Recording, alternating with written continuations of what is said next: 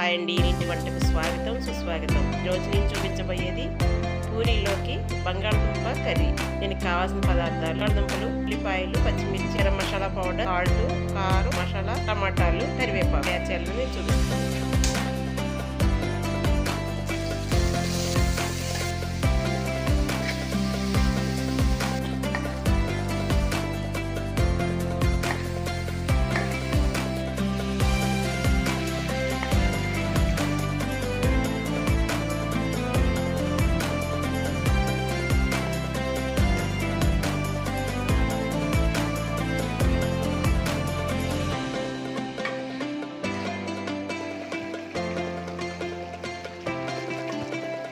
వేడివేడిగా కమ్మనైన బంగాళదుంపతో పూరీ కూర రెడీ అయింది. పూరీలోకి, చపాతీ